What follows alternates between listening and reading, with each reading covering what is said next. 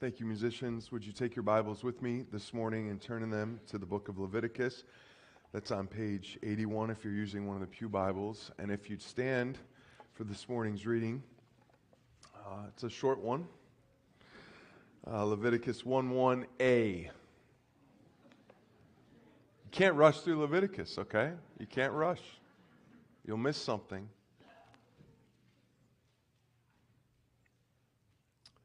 Leviticus chapter 1, verse 1.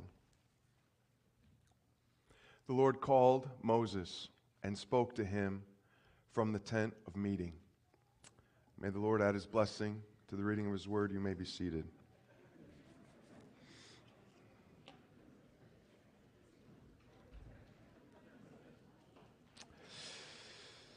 So, how do we approach such an incredible book?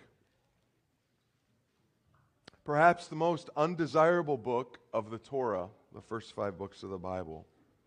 This is where most Bible readings stall out in the book of Leviticus. Everyone starts in January, very excited to read through the entirety of the Bible. And by the time they get to Leviticus, let's say in February, late February, they say, yeah, this just isn't for me.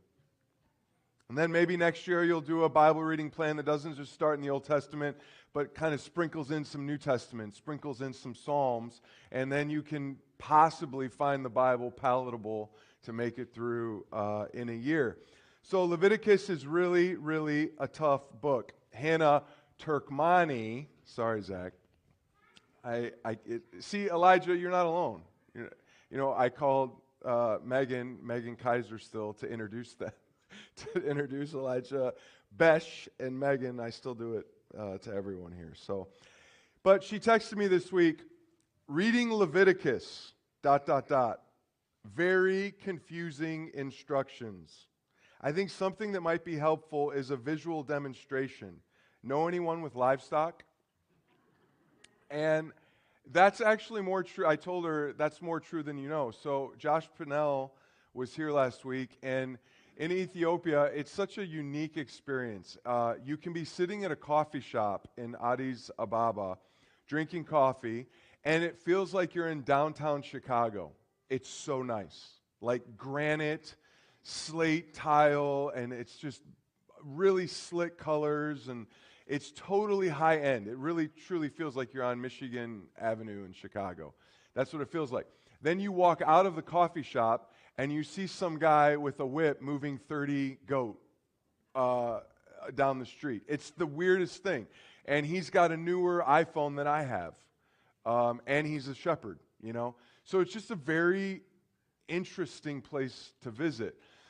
But that said, you see goat like that, you can eat fresh goat.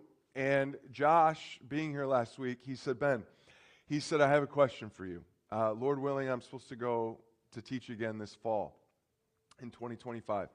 He said, what would you think about us inviting you to a guest of honor dinner where the guest of honor slays the goat right before we eat it within 2 hours? So everyone's there, and 2 guys come up and take the goat and hold its head, and the guest slays the goat.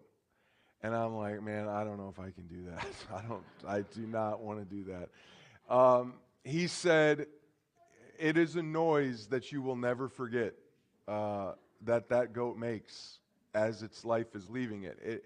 And I'm hearing this, and I'm like, man, this is every day in Leviticus. So should I do that, record it, and then show it to you? And you're like, no, you could never do that. You could never, ever do that. But guess what? Everybody experienced that. Children witnessed that. We are such babies. We are such babies when it comes to the graphic imagery that God gave us to help us understand sin. And so, yes. Anyone with livestock? Anybody help me out here? Bantas? Now, Hannah's was very soft. That was a very soft. The statements that have come to me about Leviticus get much ruder as we go. All right, she was actually very kind. She even named her son after our new study, her and Zach, Levi, for crying out loud, right? In preparation for this. I know that's what it was all about. Okay, so the question is, what sort, we understand our priority or lack of priority for Leviticus. The question is what sort of priority does God give to Leviticus? What sort of priority does God give to Leviticus? Okay? And so that's the question we want to answer, and I'm going to have essentially 4 answers to that question throughout this morning. So the first one is Leviticus is the central book of the Torah. So I just want you to think with the number 5, right? It allows us the luxury of having a middle book. Does that make sense? Okay? So let's just say that this is Genesis, and let's just say that this is Deuteronomy over here. So this is the first book, this is the last book of the 5, okay? And then let's say that this is Exodus, and that this is Numbers, okay? What ends up being the central book? Leviticus, okay? Which is significant because this is God saying this is the centerpiece of the Pentateuch, or 5 books, or this is the center of the Torah. And we know that it's meant to be one book broken into 5 pieces. We know that because Psalms is also, it's tied to the Torah in that it is one book, but if you read Psalms, you'll notice something weird about it. We don't give it really much attention. But as you're reading through Psalms, you'll see book 1, book 2. And guess how many books there are in the one book of Psalms? 5. Because it is a meditation on the Torah. Okay? And so it's very significant that God gives Leviticus the centerpiece of the Torah. And it's not just because it's the number 5. You find that it sort of matches the way the books are written. For instance, Genesis ends with a patriarch who dies outside of the land. Do you hear what I say?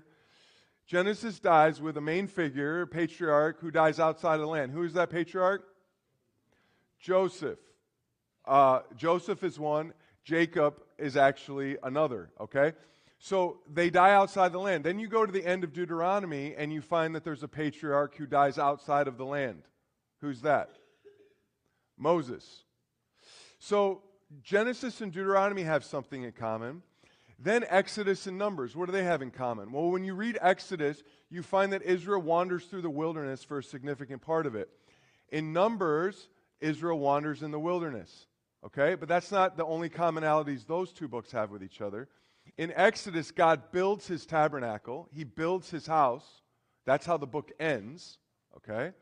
And in Numbers, the book begins by God dismantling his house so that it can move, okay?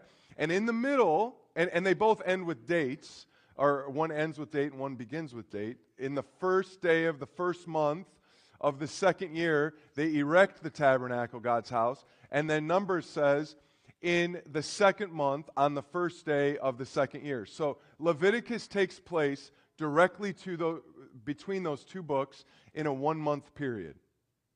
All right?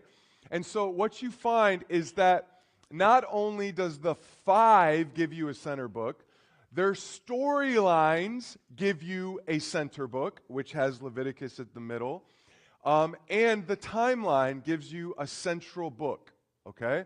So what are some takeaways that we can take from Leviticus being the central book of the Torah? Well, the first one is that God is very unlike us. The exact place that God wants you to look is the exact place that no one wants to look. Just think about that for a second. Think of how much you don't like God right now. That's a crass way to say it, but it's true. He's telling you a story, and when he gets to the heart of the story, everyone's like, please shut up. We don't want to hear what you have to say. Like, how many people are studying Leviticus and loving it right now? Right? It just shows you how different we are than God. Let me tell you about an awful experience I had this last week. So we're deconstructing our front porch, and it's just so much fun. We're just tearing it apart. And at one point, I ripped off this part of the ceiling. Or no, that was one part that a bunch of stuff fell in my face. And you never wear safety glasses. Who wears safety glasses? You know what I mean? The other part is I'm jackhammering stairs, and I hit the cement, and some of it just like shoots in my face. Well, at the end of the day, I don't know from what exactly it was, but I had a speck in my eye, and I thought I scratched my eye because the pain wasn't going away. And so that went on for about a week. And I'm like, man, Becky's like, Ben, I think this is more than a scratch. Usually I'm very quick to go to the doctor. This time I was very slow to go to the doctor. And she's like, you got to go get that checked out. So I go and I get it checked out, and he looks real quick, and he's like, oh, yeah, you got something in the eye. He's like, if it's been there for a week, I'm going to hurt you trying to get it out. So I need to make you an appointment with an eye surgeon. So I make this appointment, and I go in, and this lady, she's an incredible lady, this eye surgeon, she's working it out, and she finds it. And right as she's about to remove it, she says, so I just have to get out my Dremel.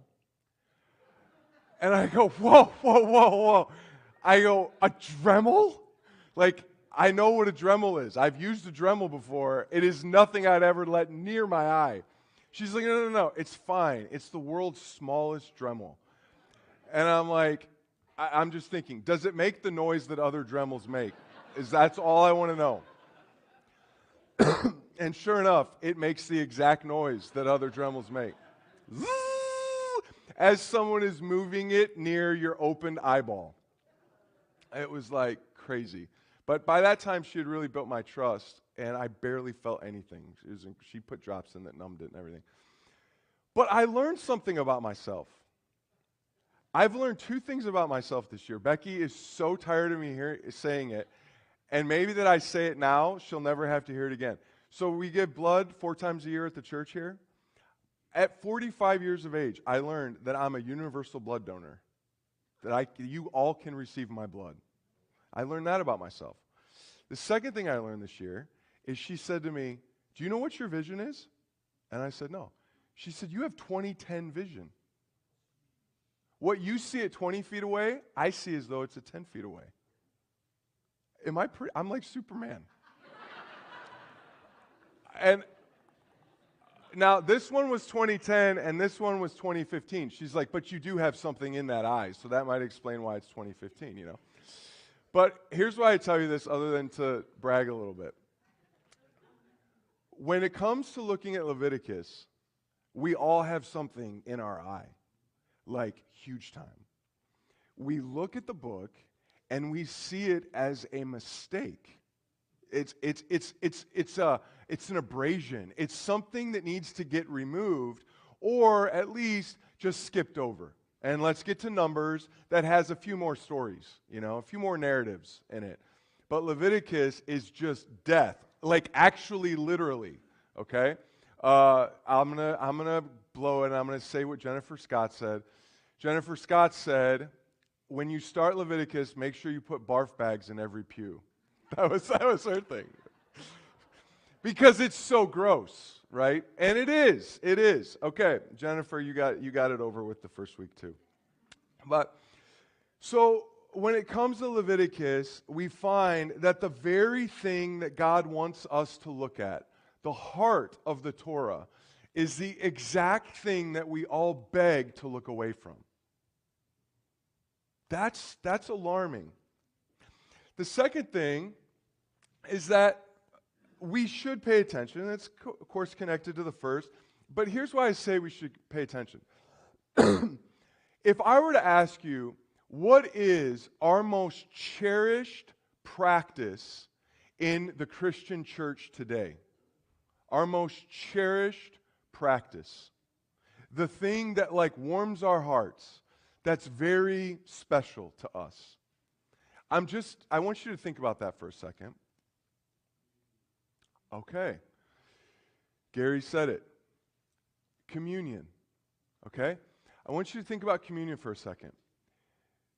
Communion is the thing that when Jesus talked about it, he lost the majority of his followers. Do you know that? It says a great number left him when he said what? You need to eat my flesh and drink my blood. And everyone's like, he's a wacko. He's a quack. Like, we will go find someone else to follow, right? The point is that there are certain things that God says that confound us, and we're lost in them, but that doesn't mean they're bad things. The very thing that Jesus lost the majority of his followers for turns out today to be the most cherished thing in the Christian church. You could say baptism might be up there. That's another really neat thing, worship itself. But communion tends to be the heart of Christian life in so many ways, of the Christian body. And it happened to be the thing that most people were grossed out by at first. I say that to say that when you study Leviticus rightly, you might be shocked by what you read. It might seem very distant and foreign. It might seem like something you want to get away from. But if you study it rightly, you just might find that these are some of the most sacred and blessed images you have to understand the Christian life. But right now, you look at them and you're like, this is crazy. I don't understand any of this. Okay? So, just keep that in mind. You should pay attention. And then, we got to say that if Leviticus is the central book of the Torah, then shouldn't it also have the center point of the Torah? Yeah. So if it's working up like a V, all right, what is it when the two lines connect? What is it pointing towards? What is the exact center of Leviticus? Okay, now there is some debate on what that is, but the majority of folks, the majority of studiers, look at Leviticus, and they find the center point of Leviticus to be the Day of Atonement. That the entire Bible or the entire book of Torah is pointing to the singular day that the high priest could enter the Holy of Holies. It's the only day of the year that he could do it, and it was the day that Israel was relieved, the tent was cleansed. The Day of Atonement is the center point of the Torah, Leviticus 16. Okay? And what that centers on is that we get to live in the house of God, in its most intimate place with the Father. What I'm going to teach is that man's ultimate goal, and this isn't original with me, it's voiced by a commentator named Michael Morales, but really, the point of your existence, the point of my existence, is to be like the burning bush in Exodus 3. What is the significance of the burning bush in Exodus 3? It was in the flame of God, yet not burned up. That it experienced the light, the warmth, the flame of God himself, but it was not done away with. It just lived in that fire, like Shadrach, Meshach, and Abednego in the flame, and didn't smell like smoke. So that is the essence of we are to be covered with God's light, but not killed. That's the goal of the Day of Atonement. And we'll get to all of that and keep that image before you. You're meant to be like a bush that's not burned up by the fire, but in the middle of the fire of God. Okay, so the first point of our 4 points is Leviticus is the central book of the Torah. Second, and let me just say, we're starting very big picture this morning and working in. Very big picture and working in. All right, number 2. Leviticus details God replanting Eden among his people and how to meet him there. Leviticus details God replanting Eden among his people and how to meet him there. So I want you just to step back and look big picture of the Torah. Where is man at the beginning of the Bible? Oh, thanks, John. Where's man at the very beginning of the Bible of the creation week? Okay? Just think about that for a second. Well, man at the very beginning of the Bible of creation week is the earth is covered with what? Water. And man's formed out of the earth, right? The dust, the dirt. So you've got earth, you've got the land deep beneath the water, okay? So the land is unformed and unfilled. Darkness is over the surface of the deep. The land's way deep beneath the water, okay? And the Spirit of God is hovering over the water, okay? Fast forward to the Exodus, okay? What you find in the Exodus is something very similar to that, right? What does God do to Egypt?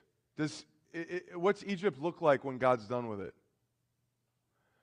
It's a mess, all right? It is unformed and it's not filled. It's just destroyed. It's decimated, okay? And then God has Israel go deep in the Red Sea and then come out of the water and go to a mountain.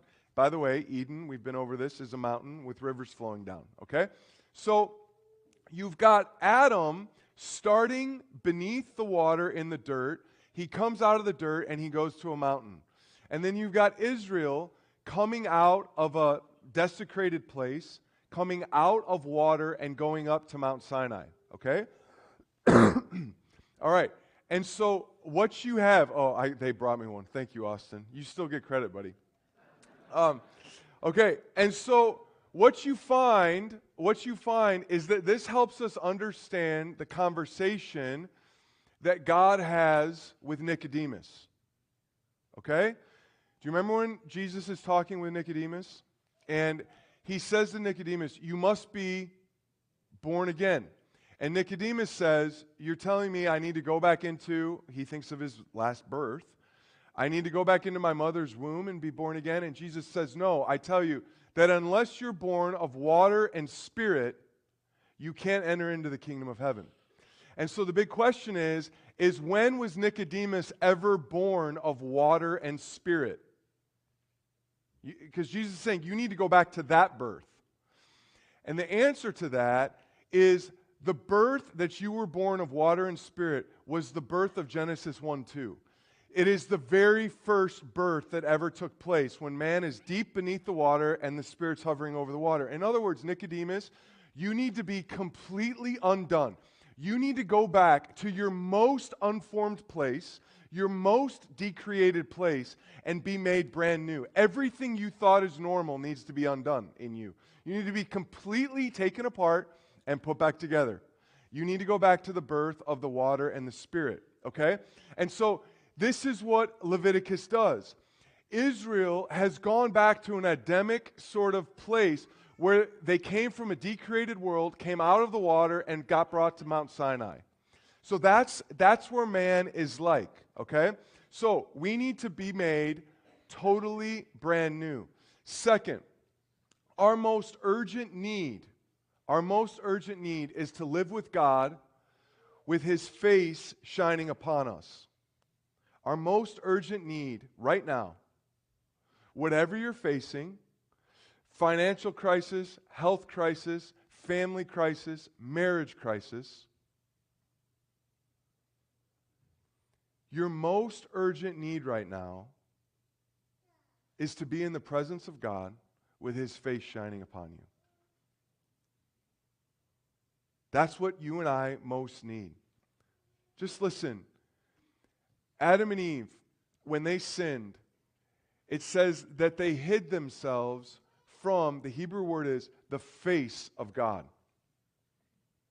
When Cain sins and God judges him, he says to God, your judgment is too severe because I'm hidden from your face and someone will kill me. I'm hidden from your face. When Moses, after Israel sins with the golden calf, Moses comes to God and he's praying, he's begging God to stay with them. He says, don't move us from this place if your face won't go with us. It's all about God's face. It's all about his face shining upon us. And this becomes radically clear because when God sets up his house, he sets up the lampstand to shine light on what's called the bread of the face. Okay? So it's the lampstand is like God's face shining upon the 12 tribes of Israel that are laid there in 12 sorts of loaves. Okay? And it says that the priest is always to position the lampstand so that it casts its light forward. Okay? To the bread is the point. And then the priest leaves from the tabernacle and he goes out to Israel and he's instructed by God to pronounce a blessing on Israel, which is, may his face shine upon you. And again, you have to think about the priest arranging the lampstand to get the right concentration of light on the bread. And then he actually goes out and speaks light on the people. That's the idea. This is the most significant point of all of our lives, is that we are experiencing the light of the face of God. Third, what this tells us, Leviticus details God's replanting of Eden, is that his house isn't static, but dynamic. His house moves.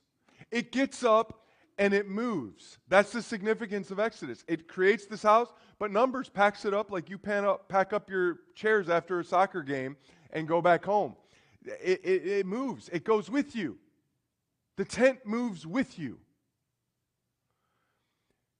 His house moves. It's not located like Jacob thought at Bethel, which is the house of God. No, his house moves. His tabernacle moves. And so wherever you're at, you can be in the house of God with his face shining upon you. Okay? And that is the significance of Jesus Christ, of whom Paul says, we see the glory of God in the face of Christ in 2 Corinthians. So when we have Christ, we have the face of God shining upon us. Okay? But this should say, with Rich Mullins in one of his songs, he says, I'm home anywhere if you are where I am. I'm home anywhere if you are where I am. So no matter what you're facing, no matter what you're going through, no matter what crisis is ahead of you, if you are with God, you can feel at home and feel at peace and feel wholeness. That's the idea. Okay? And then fourth, under point 2, Leviticus details particularly how to meet God in his house.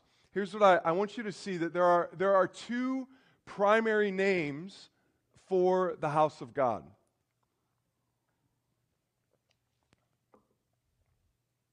The first is what we read as tabernacle, but in the Hebrew, that word means dwelling place or abode. Okay? So tabernacle is an unfamiliar word to us, but dwelling place isn't, or abode is a little bit more common, at least, okay? What I want you to see is that tabernacle or dwelling place, Exodus uses it 55 times in its book. Leviticus uses it only 3. Okay? Then look at the other name of God's house. It's called the tent of meeting. In Exodus, the tent of meeting is used 33 times, and Leviticus, it's used 41. Now, if this were a Connect Group question, I would say, what do you think is the significance of this? Ponder it for a second. This is what God wants you to do. He wants you to read his book to the point where you notice the difference. Why does Leviticus use tent of meeting nearly solely to describe God's house?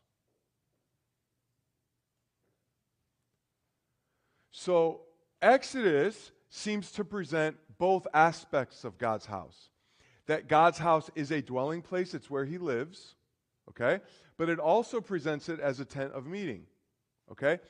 Exodus is more about establishing where God lives. Okay, it presents both, but it's more about establishing where God lives. Okay? So imagine that you're living in a neighborhood and you're having a new neighbor come in, or you're living in a new development and a new house is being built, is maybe a little bit more accurate, okay? Exodus is about the new house being built, okay? Someone's moving in. You see them occasionally. They're looking at the plot of land. They're talking with the general contractor and saying, I'd like this, and I'd like this, and I'd like the sidewalk to go this way and the driveway to look like this, and all this sort of stuff. You're getting to know them as this is their house, okay? But Leviticus is now, they're living in the house, and here's how you are meant to meet them and interact with them, okay? So they might be a different nationality, and so they take off their sandals in this place, or they put them on in this place. They eat this type of food. You're getting to know your neighbor, okay? So Leviticus is about, let me say it this way. Exodus is about God building his house. Leviticus is about how you interact with God once he's in his house, how you approach his house appropriately. That's what Leviticus, it's about meeting God, not just him living there, okay? So this is the idea of Leviticus. It's all about meeting God. His house has already been established. Now let's meet the guy that lives there. That's what Leviticus is about. Okay, point number 3. Leviticus is a continuation of the Torah story in lockstep with the narrative and not a diversion from it, okay? I want you just to think of this. So I want you to think of the main characters in the book of Genesis, okay? So you might say, okay, after Adam, who are the main characters, okay? And the first one that you'd say is a pretty main character after Adam would be Noah, probably, is a pretty significant character right after Adam. He takes up a few chapters, okay? Now, Noah is significant because God, after Adam, chose humanity's very best, which was Noah. He was blameless and upright. He's the one that could ascend the hill of the Lord. So he's like the best of humanity. And so God takes him, the best we have. He's like our Goliath, so to speak, right? He's the best we've got going for us. He's the one that we'd send out to fight for us because he's righteous, right? So he takes him and his family, and then he kills everybody else. So now this is a question. Can humanity do well for itself? That's the big question of Noah. Can humanity do well with God if you take the very best player in humanity and put him on the field with God? How is that going to work? Okay? It starts out very well. Noah gets off the ark, and the first thing he does is make a sacrifice, right? It's the first time we learn about the first sacrifice in Leviticus is through Noah. It's an olah. It's an ascension offering. So you're like, oh, this is looking pretty good, Very next act he does is he plants a vineyard and then gets drunk and starts flailing around naked in his tent. And you're like, not so good for humanity. Like, we failed, okay? So that's what it looks like when you take humanity's best and put him forward with God. But then you move after Noah and you get to Abraham, where God starts his plan, okay? Does God talk to Abraham a lot? He actually talks to him a decent amount, but not as much as you'd think, okay? He talks to him like around 8 times, all right, in conversations, okay? So that's significant, but it's not as much as you talk to one of your family members, So these are pivotal moments in Abraham's life when he talks to God. Then you move on from Abraham and you get to the next main character. Isaac is kind of a minor character. You get to Jacob is another one that takes up several chapters, okay? God talks even less to Jacob than he does to Abraham, okay? So the conversations are getting smaller. And then he gets to the next 2 main characters, which are Judah and Joseph. And God doesn't speak to them ever, okay? And so what Genesis is showing you is that man walked with God, but by the end of Genesis, God is like distant. he's far away. The main character, who's most like Adam, is dead, embalmed in a coffin, Joseph. So it's like Adam is dead. He's in a mess. Humanity is in a mess.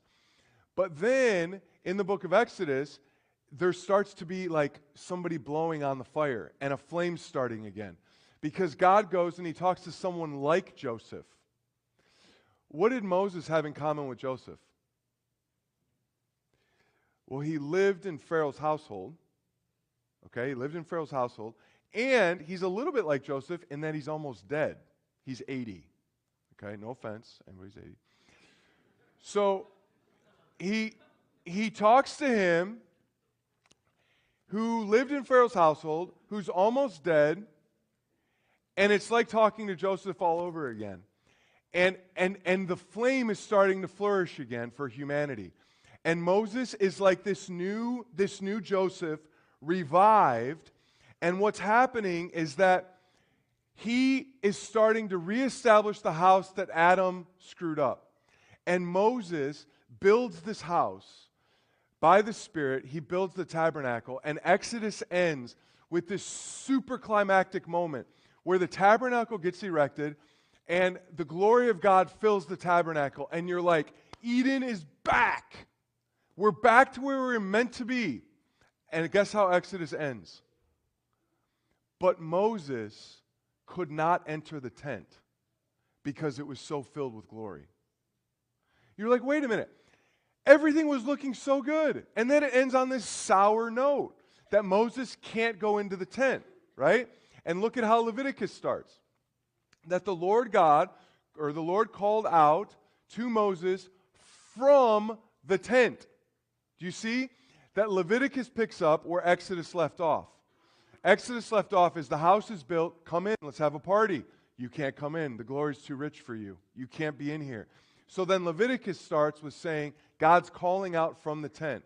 And what he's going to call is he's going to say, here's how you come in. Here's the necessary approach to come into my house. This is the idea. So the point is how do we re-enter the tent from which we've been expelled? Do you know that the name, the Hebrew name for Leviticus, we have the English name is Leviticus. In the Hebrew, the title for the book of Leviticus is this, and he called. That's the name of the Hebrew book that we call Leviticus. The title is, and he called. Okay? Why did they do that? What are they looking back to? Here's what they're looking back to. When God came in the garden after Adam and Eve sinned, and it says, and the Lord called to Adam. Okay? That's what he's looking back to. So the big question is how do you re-enter Eden? How do you get back into God's house? It's the most important place for you to be. How do you get there?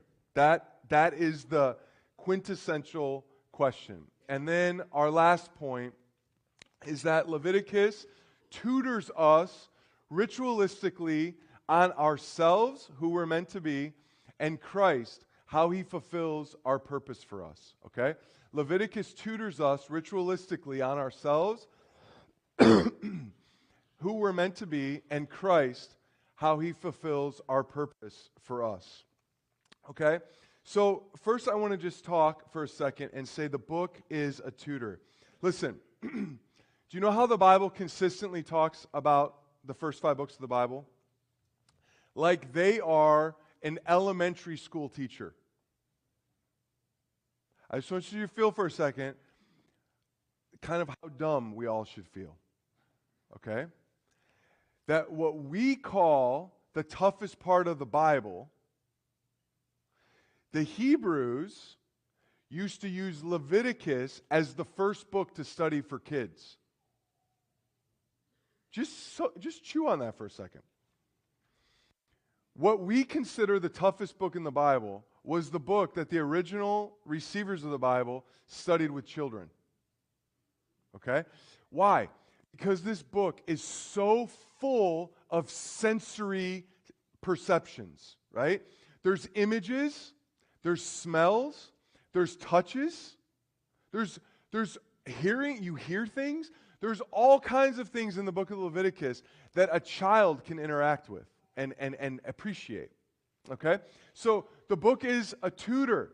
It's helping us understand these things. And then second, I want you to see that the Bible's concept of knowledge is significantly different than ours, hence rituals. Okay? Let me give you what we consider the core concepts of knowledge. Okay? Here's what we would consider the core concepts. You listen to knowledge. You learn it, and you have knowledge. That's the way most of our schools are set up. Someone's teaching, people are listening, and then they learn it. Right? That's our Western concept of knowledge. Someone has the knowledge, they speak it or write it. The listener either listens by his or her ears or by reading, and then you're expected to what? Know it. That's the range of our knowledge in the Western mind. Okay, that's not how the Bible considers knowledge. This is how the Bible considers knowledge. There is a voice speaking or writing. There is someone with knowledge. So far, we're in lockstep with the way the Bible does knowledge, okay? Then there are people expected to listen or read, and we're still we're doing good. We're in lockstep with the Bible's concept of knowledge. Listen, receive it, read it, hear it, okay? Third step that the Western mind leaves out of knowledge, that the Hebrew mind, that the Bible, that God's mind put in, is you act on it. And after acting on what you've heard or read, then you have knowledge. Now, the true scholars of the Bible understood this. John Calvin says that true knowledge of God is born of obedience. Listen, the demons, do they not have better theology than every single one of us? But it's not wedded with action or faith, right? So they don't truly know. They know facts, but they don't, according to the Bible, actually know. So you can be sitting here and know a lot about the Bible, but if you don't act on it in faith, the Bible would say you're ignorant. You don't really know. Because the Bible has action being the third component of knowledge. You act on it, then you know. Right? Okay, so this is how the Bible works. So when you come to the book of Leviticus, what the book of Leviticus is doing is it's showing you how knowledge works. Because God speaks it, you're to hear it, and then what do you do like a child? Like in kindergarten, they kind of get knowledge right because you act on it. You do something with it. It's a hands-on experience. And after the hands-on experience, now you truly know.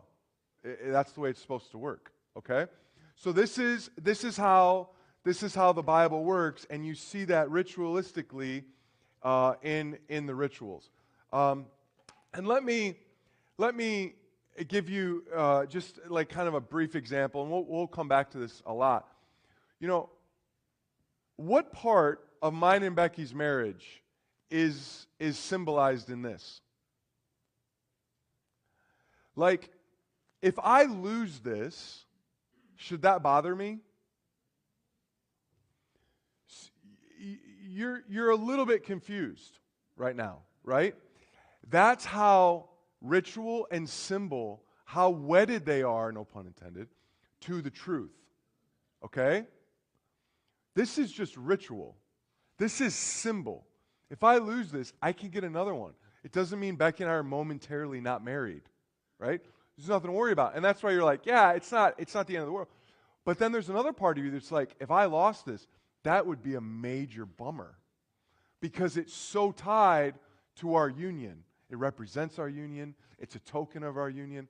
So it's kind of a big deal. You lose it, man, it feels like you lost the world. This is the concept of ritual. It communicates a significant truth. It's part of truth. And so ritual, we have them. If you watch a coronation, you see a lot of symbolism involved in the coronation. That's not true. It's part of truth in what's happening to the king or the queen. And excuse me. This is how it works. And then lastly, this book is his map to discover the richness of Christ. This is what I want to close on, is just essentially this. God wanted to give you Jesus. And this is his chosen method to do that. Like it or not. But if you believe that God is truly God, should you expect wondrous discoveries from the book of Leviticus? Listen, in Luke 24, when Jesus opens the minds of the disciples on the road to Emmaus, he disappears from them, and they say to themselves, did not our hearts burn within us? Okay? So here's the deal. If you're reading Leviticus and your heart isn't burning within you, you're reading it wrong. Because at every turn of Leviticus, you got a speck in your eye. At every turn in Leviticus, your heart should be on fire for Jesus Christ. That's the way God writes. He writes with fire. His word is a lamp. It's a light. He writes with fire. And we are to be on fire for Jesus Christ as we study this book. And Lord willing, that's what will take place. Okay? I'm going to ask the musicians to come as we close.